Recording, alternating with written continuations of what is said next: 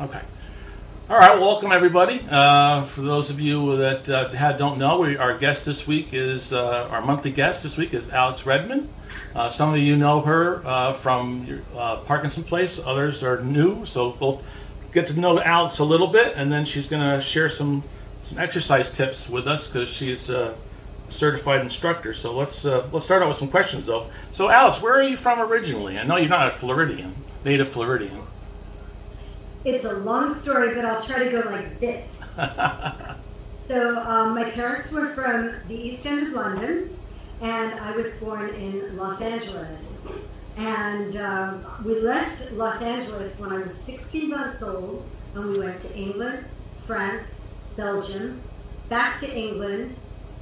Then we moved to Tokyo. So I lived in Tokyo from 13 to 15. And then at 15, my parents separated for the second time, and my mother and I moved to Palm Springs, California. And then at 17, as my mother said, I ran away from home because I was tired of being dragged around the world as an only child by two people that kept telling me what I was going to do and how to live my life. I just said, I'm out of here. Went to LA, became a hairstylist, did very well, worked on movies, met my ex-husband after my mother passed, moved to Manhattan without knowing anyone, stayed there for more than a decade. 9/11 happened. I did animal rescue on the 12th and the 16th downtown. And then I moved to beautiful Sarasota. And here I've been for 2 decades, and I'm very happy. All right. So how did you get involved in the field of exercise? So I became involved in exercise because I was a heavy child. I had my tonsils out when I was a little girl, and it did something to my metabolism that was out of anybody's control. For some reason, I just started gaining weight, and I got bigger and bigger. I was a large child all the way up until when my mother became ill, and I was her caregiver for 2 years. And I lost a lot of weight. And then I met my ex-husband shortly after she died. And then, you know what happens when you fall in love, you start eating. You eat with whoever you live with. They bring food into the house, and you just start eating it, and I got larger and larger. And, because people look at me and they say, you're always heavy. This was me at 27. And I don't know if you guys can see that, but my stomach goes well into the counter there. I was 163 pounds. I am 103 now, so I was 63 pounds heavier. My ex-husband took me to the gym because he said he was looking at other girls, and he said, if you don't lose the weight, I don't think this is going to work out. Needless to say, we did get divorced because I realized that he was horrible. And I started going to the gym, and it was embarrassing because everybody was going right. I was going left. They were up. For those of you, how many of you guys did aerobics in the 70s and the 80s, 90s? Yeah, right? You remember a grapevine? A grapevine is when you move sideways 4 steps and you move the other side. I kept tripping over, and my ex-husband said, don't stand next to me, you're embarrassing me. He put me on a life cycle, and I passed out after 7 minutes. And I said, you know what? I'm going to commit to getting as fit as I can, even though I'm not very coordinated. And about a year and a half later, I stuck with it. And the aerobic instructor didn't show up. And I moved from the back row to the front row. And they said, Janine didn't show up. Would anyone like to try to teach the class? We have a cassette. Who remembers cassette? Yeah, How many of you guys remember cassette tapes? Right? VHS, cassette, right? So I threw in the cassette. I said, I'll do it.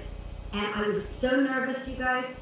I got stuck on jumping jacks because I couldn't think of the next thing to do. And my ex-husband was in the back of the room going, knees up, what to do, or run, or do this. And so that's how the journey started. Then I moved to Manhattan, and I started teaching at little clubs, and I ended up going into the health club business. I started running group exercise programs. So I taught a hip-hop class with a rapper and a hip-hop dancer to reach out to inner city youth to stay away from drugs. I worked for Mario Cuomo's Youth Drug Prevention Campaign for the Office of Alcohol and Substance Abuse Services. So I'd go to school assemblies and teach kids that were in poor urban areas, with the rapper and the hip hop dancer. And I'm friends with them to this day. They're incredible. And I think that we might have turned some young people around. Not everybody has that opportunity to learn, how to get your energy out when you're a teenager. So I did that, and then I moved here, and I just continued with it. I've never stopped teaching. So for those that don't know you, how did you become connected to the PD community, and what do you appreciate about the PD community? Well, it started more than a decade ago. I was the health, and I started off at SNN, and I hosted a doctor show. So I would interview doctors, and how many of you don't really understand what your doctor says, that he's like, you have to take this and at this time and with a meal, right? I did not understand anything. Do you guys all understand what the doctors say? Yes? No? Not all the time. I always felt that people should explain things to somebody so that they kind of understand what's going on. So when I interviewed, I said, I'm going to train the doctors before they come on how to speak in a way that the people, that it was a live call-in show. People would call in with questions. So we had people that were ophthalmologists, cardiologists, cardiac surgeons. We had people that conducted DBS surgery, that's for Parkinson's. And we had neurologists, neurosurgeons, you name it, we had it. So I became interested in that. But then when I moved to ABC7, I became a health and medical journalist. And I believe that when you watch a health and medical story on the news, we don't just want to hear the physician go wah, wah, wah. What we want is to hear somebody that's going through this and how it affected them. The sharing of information that knows how you feel, because they are living with something that you are also living with. So I would always seek out to find a patient and a doctor. Because to me, getting a doctor's story without the patient is a fail. It is a big fail. So I called up Parkinson Place, and they provided me with a few people, and it was a husband and wife team were the first people that I interviewed, and I got along so well with them that I'm friends to this day. And then I started putting Parkinson's story in and having people living with PD in the stories over time, and I just felt a connection because I found people to be so just resilient and so like, I'm going to do this, I'm going to exercise, I'm going to do the voice classes, I'm going to do the most that I can do now. And it truly life is about now, because we don't know. The past is gone, goodbye. We have to stop thinking about the past and using stuff from the past. The future is uncertain for all of us. If we didn't learn anything over the past couple of years, that's one thing that is for sure. The future is not promised, but what we have is right now. We're sitting here right now. We're together. Thank goodness for Zoom. That was one good thing that came out of the pandemic. Out of everything bad comes something. You can find something. And I just noticed that people were just tough. They showed up. So I think showing up is the hardest part, like anything else. And I think that's the most important thing. Showing up, you'll get through. Okay, good. So I know you again, some of the folks don't know that you were the CEO of Parkinson's Place, and during COVID, with the programs all going on to Zoom, and you did some exercise classes for the folks with PD. How did you come up with the program for exercise that specifically helps those of us with PD? I think it was because I watched classes that were conducted, and the people that were teaching were not fitness instructors per se. They were maybe nurses or physical therapists, but they weren't into fitness. And I was watching classes, and I was concerned because I saw that there was never the time where the instructor would really get up and go. I mean, the dance classes, yes, but the exercise classes, what was lacking was that everybody was sitting down, number one. Now, I don't know about you guys, but I've had people in my classes that are lying in bed, that are sitting in a chair, sitting on a walker, standing in front of a walker, or standing. We have people of all different fitness levels and abilities. And on any given day, you can have a good day or a bad day. As an instructor, you should be able to teach a class of 10, 20, 50, 500, or 1,000, if that's how many are on Zoom. You should be able to scan and look and see whose upper body is not doing what you're asking, because when you're looking and everyone's doing the same movement, you can scan and you can see what's not, and you can encourage. And you do that by not picking on one single person. You go through it. You go, hey, Roger, Dolores, Eddie, da-da, you know, Monica, lift your right hand up a tiny, can you go 1 inch higher? So you get people to work to the very best of their ability. And the other thing that I don't think anyone should be left behind. And I'll tell you guys a compelling story about when I made the decision to teach. Was I was watching a class that was packed, and one of the members was, ever since I knew him, he was always in a wheelchair with his wife.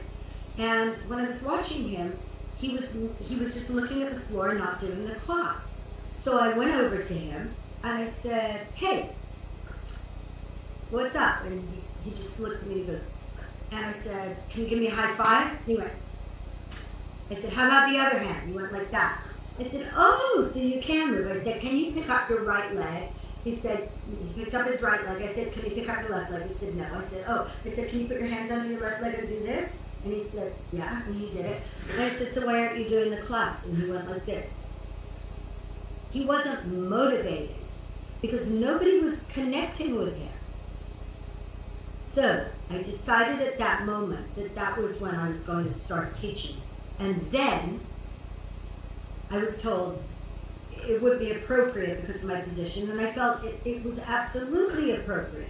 What better than to reach the people that you're working with than to actually be hands-on and teach and talk to and connect with? And so what if I'm wearing, you know, shorts or leggings or, you know, I don't care. I'm too old to be embarrassed about anything or being goofy. So when the pandemic hit, having a TV background, I said to myself, we're going to go on Zoom and we're going to make the experience good. And we're going to make sure people are well lit. We're going to make sure the audio sounds good. And we're going to let people talk. We're not just going to go on there and follow me, watch me. We're going to allow people at the beginning and at the end of class to say hi to each other. And we connected people, right, Roger, from all over the world. Yeah. We had Israel, Japan. We had we had tons of people from Canada. We had people from the UK. We had an instructor from the UK. I remember. Yeah. So that was kind of my thing, and just watching people was incredible. So I know you're doing a class over at Neuro Challenge. I don't know how much longer the classes run, from 10 to 11. But what encouragement could you give us? Because a lot of us find it's a struggle to get motivated, like you said. What encouragement can you give us so that we do take the time out, and do exercise regularly, so we can combat the effects of PD? Yeah. Well, first off, I'll tell you a couple of things. First off, I'm truly grateful for the Neuro Challenge Foundation for giving me the platform and members that I love dearly. Like Toots is on here right now. That's Barbara, who I've become such good friends with. Barbara came out and stayed with me. It was exhausting because she didn't want to stop. I don't know if you guys have gallery view on or not, but she's there, she's laughing her head off. And then, of course, my love Minash, that I haven't seen for so long. He's been hiding from me. We love Minash. Yeah. But I guess what I would say is, And easy for me to say, I get it. But I would say the hardest thing is showing up. Show up. Even if you can't lift more than a finger, show up. Move your finger. Move a muscle, change a thought. Show up. If you're not showing up for yourself, show up for somebody else in class that might need some encouragement. I know people in my class that have been in car accidents. I know people that have gone through bad surgeries that have nothing to do with PD, that are showing up and getting stronger. And I will also tell you that Andy Keegan, who used to practice where I worked, I don't know if any of you guys on the Suncoast know Dr. Andrew Keegan, but he practiced at Camp Institute, which is where I work now. He would say to people, the best thing that you can do is to exercise and eat healthy food. Exercise, eat healthy food. Now, not everybody can afford certain foods, but if you have the choice, if you can eat bananas and you have a choice and organic bananas are on sale, you buy an organic banana instead of the candy bar. The candy bar will make you feel fabulous for about 5 seconds. And then 20 minutes later, you'll have a sugar crush. And sugar is about as addictive as cocaine. It is a very, very bad food. It rots your teeth. It gives you diabetes. It does everything bad to you. It's bad for your heart. It's bad for your brain. It's bad for your body. Get rid of it. Try not to keep it in the house. Ask your loved one that loves to show you love by bringing you candy. Tell them to love you in a better way and give you good things. Feed yourself good things, because here you sit today. There are some people that couldn't make it to class because they're not able to. So if you're able to, show up, and then you do what you can. And if you can move, like if you can sit and you can pick up water bottles, you're exercising. Some of you may know, we have a woman, and I know that she's okay with me saying her name because I've spoken to her about it. But a lot of you guys know Lenore. Lenore is from up north. Lenore was getting ready to move to Sarasota with her longtime companion, Earl. They came out here, we found a great place, they were getting ready, and nothing to do with PD. She took a really bad fall, and she could not move at all for months and months. They put a damper on her coming out here. When Lenore first came back to class, she's so inspirational. She couldn't move. She showed up in class and she'd move like this. Now she's moving like this and this and this. So show up. You'll have good days, you'll have bad days. But, everyone's going through that. And the other thing that I've learned in life is there's always someone that is going through stuff that's much harder than you, no matter how hard you think it is. And don't look at someone and think that you know because they look happy and they dress and they're all chipper with a smile on their face. Does not mean that they are not going through absolute turmoil inside. You never know. I used to be jealous of Marilyn Monroe when I was a little girl until my mother said, "Don't be jealous of her. She's been dead for many years." Mm. Okay, so here we sit. And there's all these people that showed up today in this room. A lot of you do come to the classes. You can come in. You don't have to even exercise. Just show up. Yeah. Because it makes us happy. I'll tell you one thing. I tell this to Roger all the time. I am so grateful for my friends that showed up during COVID and exercised with me and shared things with me, because as I always tell the class, you guys pulled me through the pandemic. I was all alone with my animals in the house. I don't know what I would have done. So you guys saved my life during that pandemic because it was not fun. So, and we made it through that. How lucky, we made it through that. So many people we lost. Yeah. I know a lot of people in here lost somebody too. but we're here. Hmm. So that's what I would say. Just show up. Show up. All right. Well, thanks for sharing all that with us. So what we're going to do is we're going to have you do an abbreviated class for us right now, if you don't mind. And you can. We're all here. We all showed up, so we want to benefit from your exercise. I'm going to take myself out of the spotlight. Oh yeah, that's fine. There you go. So first off, before we even get started, what I'd like to see, first let me try to get some music going on here, because with me just talking is like is not the most exciting thing in the world. Let's see if you guys can hear the music. Get rid of the ads. Skip the ads. Yes? Yeah, you hear it? Hear it? Yeah.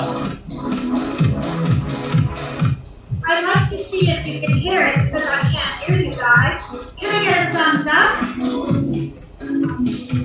Oh yeah, Eddie, we're gonna go out to the Bronx, we're gonna go down. Now show the other hand. I can't see your thumbs. Show me your thumbs. Hey Mark, see that? And Savannah? Dara, can I see a thumbs up?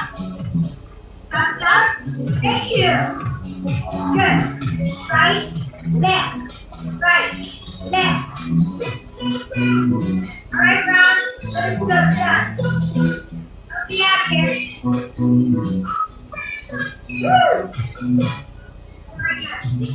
I'm on a good job. Reach for the high shelf. It's on the high shelf. Put it in the basket for us. It's on the high shelf. Put it in the basket for us. It's on the high shelf. Give me your best John Travolta.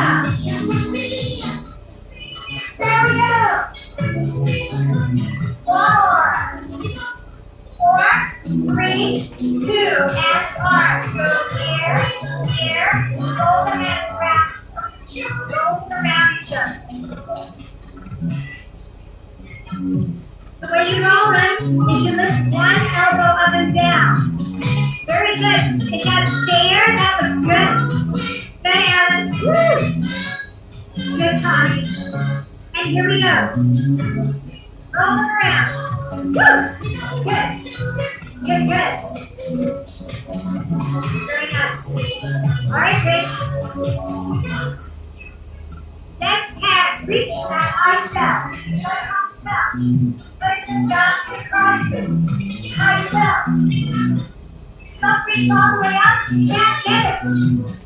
Yes, that's what I'm talking about. Good. Give me your best John Travolta. Good.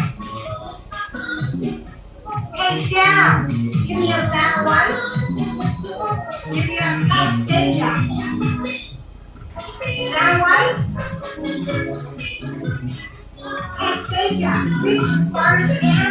That's straight arm across. Good. Reach that white. That's the girl.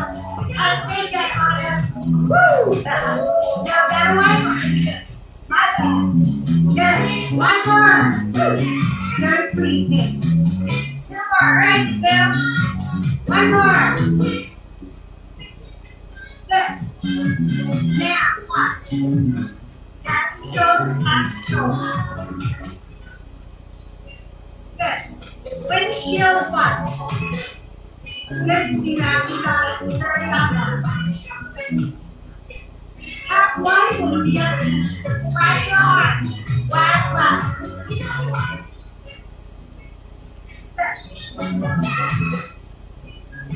Here you go. Let momentum take over. Now the windshield wash. Open your fingers wide. Open the water. Circle, circle. Good. Switch hands. Put the hand in front of your face so they can see it. Very good, Bill. Yes. Switch. Good to your face. Woo. Switch. From the top. How are we doing?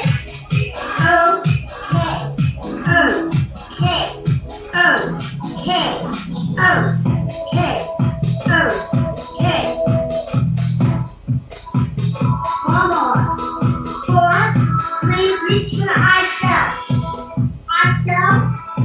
Put it in the basket across. High shell. put it across one more, and high shell, keep going, put it across one more, high shell, give me your best John Travolta.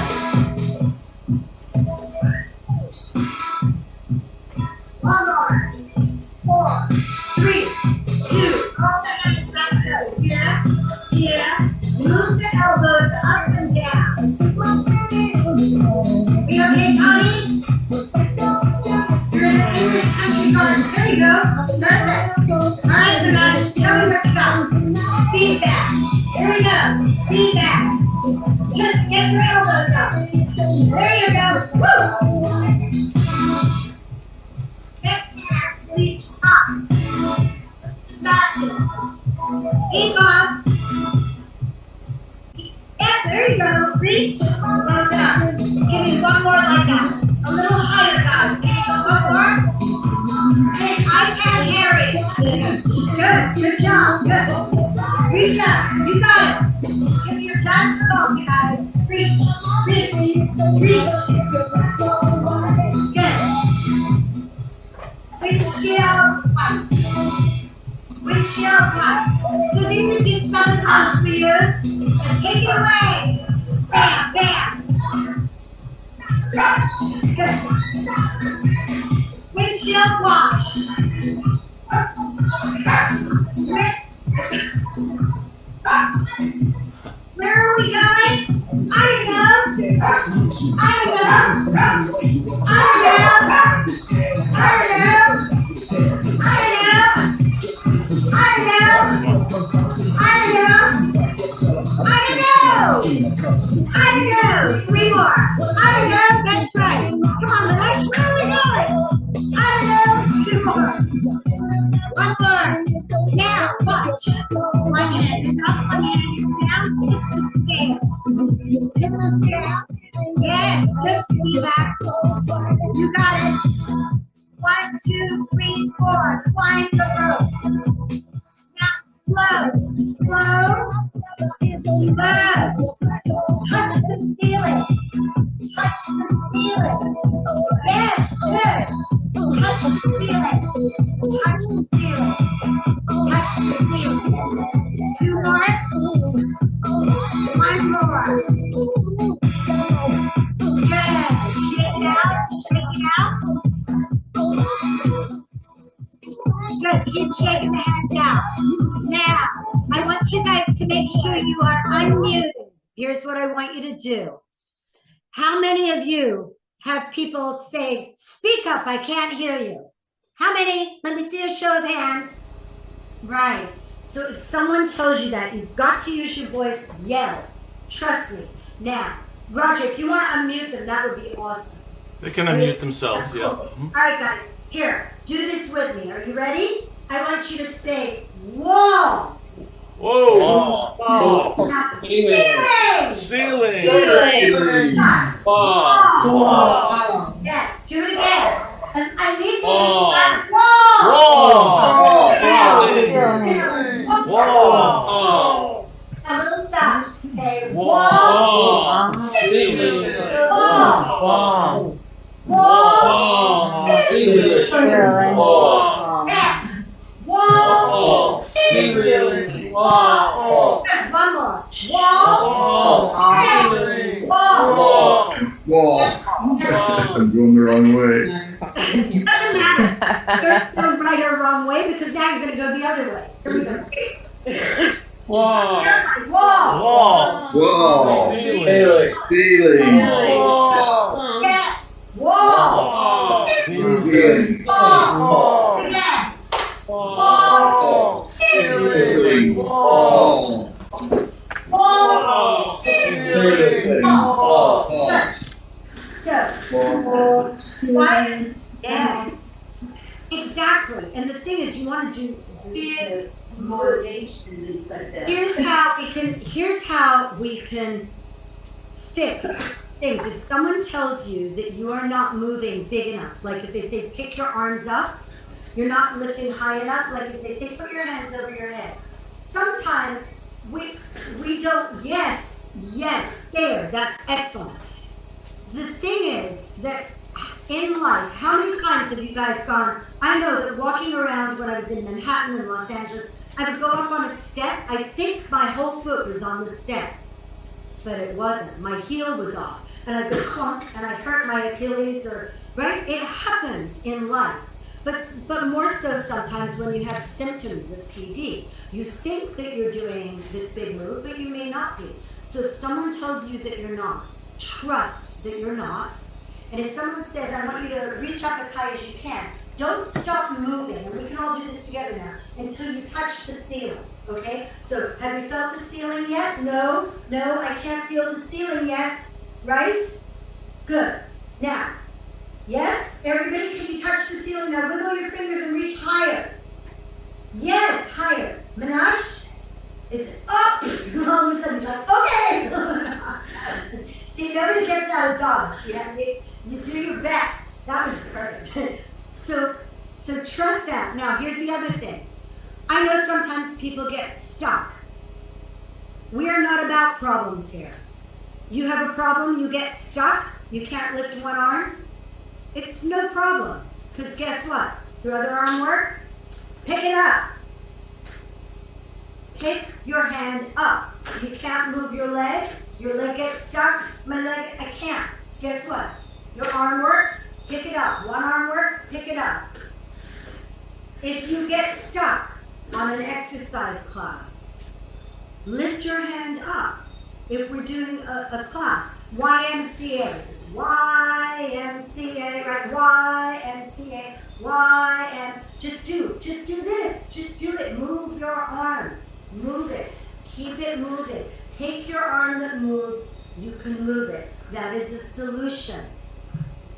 I had someone that I love dearly that I haven't seen for a long time, who's here, that once shared something in class when we were chatting about, someone said, you don't smile at me anymore.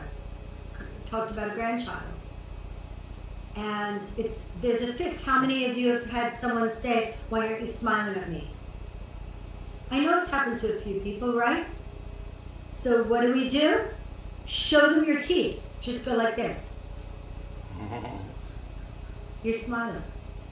Because you might be smiling inside, but maybe your brain's not telling you so. So guess what? And then if they get you mad enough, you just show them your teeth. Show them your teeth. There's nothing that gets someone as frustrated or as angry as if they're getting mad at you for something and you show them your teeth. There is a solution. We're about fixing problems. There's a solution. You know? I can't tell you how happy I am. It's like people that I haven't seen for quite some time. Spivak, I've missed you so much. It's lovely to see you. You know, tell Marlon hi. Yeah, it's great. And of course, yeah. So that's what I would say. I guess I don't know, Roger, if there are any questions, but I mean, there's things that you can do, you know, like we just exercised, so we should probably stretch a little bit. But what I would say is the first thing is when we sit down, we tend to do what's known as slumping. You're lying back, you're slumping, you're sitting, you're leaning on the computer, you're watching the computer, you're doing this. Okay, everybody, use your imagination. There is a string, an imaginary string on top of your head. Okay. Yes. Very good, Harriet. She got it before I even said it. So you pretend there's a string on top of your head. And if you can't reach above your head, don't worry about it. There's a string. Use your mind. That string is pulling you up. It's pulled you up. Sit up. Sit straight. Lift your chest up. Sit straight in the chair. Open your eyes. Yes. Very good, Robert. Good. Good. Eddie. Good. Good. Connie. Good. Everybody. I don't have my glasses on, so I can't see. Edie. Very good. Dawn. Excellent. I mean, everybody looks really good. So next, sometimes we have problems with our shoulders, right? So here. I know I work on a computer all day. So take your right shoulder, take it all the way up. Now don't do this. Sit up straight. Remember, sit up straight. This does not move. String on the shoulder. Shoulder goes up. Yes. Oh, that is perfect. Is that Lisa? Yes. Put it down. Now let's go ahead and do the other shoulder. Up. Scrunch your shoulder up. Oh, Spivak, perfect. Good. Good, John. John, drop the shoulder all the way down now. Let it go down. Perfect. So now let's go right shoulder up. Left shoulder up. How you doing, Bob? Right shoulder down. Left shoulder down. So see, like pretend there's a fly on your ear. You're, oh, there's a fly on my ear. Up. Scrunch them both up. I want to see everybody's like this. It's uncomfortable, right? Now drop them down and down. Good. Good. Hey, Sue. Good. Right. Left. Of course, Roger. Perfect. Down. Down. Good, Spivak. That's perfect. Up. Up. How you doing, David? No complaints. Good. Up. Up. Down. Down. Good. Now pick both shoulders up by your ears. Now watch. Take them back. Drop them down. Good. Take them forward, up by the ears, back, drop them down. Good. That should feel good. Now do circles. Circle the shoulders. Circle. Pick them up by the ears and make big circles. It's kind of like unstiffening everything. This is the kind of stuff that helps you just ease through it. Good. Let's take our right arm out to the side. You do everything in stages. This, bring that arm across your chest. Once that arm is across, David's already ahead of the game, reach underneath with your other arm and pull that arm towards you. Good. Good, Bob. That's perfect. All right, let's put those arms down. Let's take the other arm out. You going, Mark? Mwah. Hi, Marlon. Bye, Marlon. Bring it across. Is that Marlon? Yes. Good to see you. Good. Very good. And here's one more stretch for you guys. You can take your arm out to the side, and I want you to reach over your head, over your ear, and see how far you can reach. And turn your hand down. That's very good, Minash. Harriet, can you go over your head, across your head, like over your ear? Like you can even touch your ear and push your hand over. Touch your ear with your hand, and then push it past it. That way you know where you are in space. Good. Very good. Perfect. She's flexible. Let's take the other hand. Hi, Chris. There you go. All the way over. Feel that stretch in your side. Very good. Good, good, good. Excellent. So I'll show you guys one more thing because how many of you have not done a push-up in more than a year? I'd like to see hands. You have not done a push-up in more than a year. How many of you are sitting near a desk or a chair or something that has handles? I need a show of hands. Okay. So for those of you that are sitting, you can do a push-up. You put your hands on a desk. You make sure your desk is not on wheels. Your hands are chest width apart. You go down and you push yourself back and you blow the air out through your mouth as you do that. So you go down and you blowing out the candle. Breathe in through your nose, blow it out. That's a push-up. If you are sitting, you do it there. If you are standing, you're able to stand and you have decent balance, you go here. You want to make it easier, you go closer. There is absolutely no reason why.